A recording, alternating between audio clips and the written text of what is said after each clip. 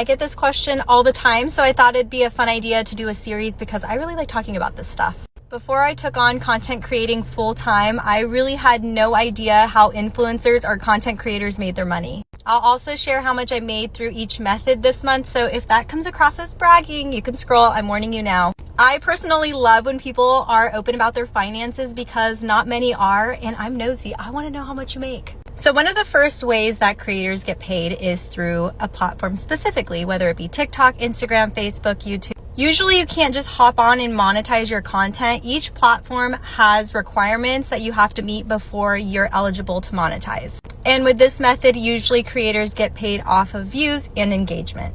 In the month of March, this is how much I made from all of my platforms combined. Another way that creators get paid is through brand deals. With this method, usually the brand or an agency reaches out asking if the influencer wants to partner. The brand usually has a certain set of requirements, so that's something that I ask the brand to send over to me before I give them a rate. If they have very specific talking points, they want rights to my content, things of that sort, that costs extra. If they give me total creative freedom, then that's a little bit less. As a creator, authenticity is so important to me, so I will never accept a deal even if they're paying thousands of dollars. If it's not authentic to my content, I will not accept it. Your followers will know, and it's not a good look. For reference, across my platforms, I charge anywhere between $3,000 and $7,000 per video, depending on requirements. In the month of March, this is how much I made in brand deals alone.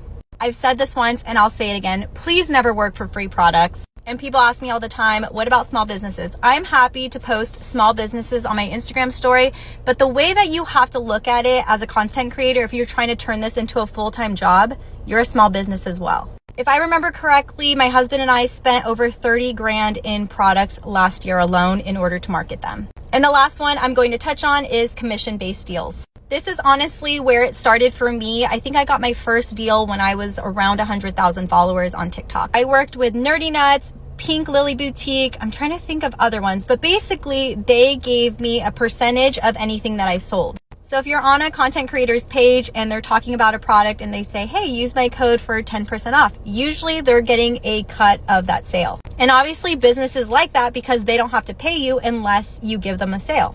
So for commission-based deals, this is how much I made in the month of March.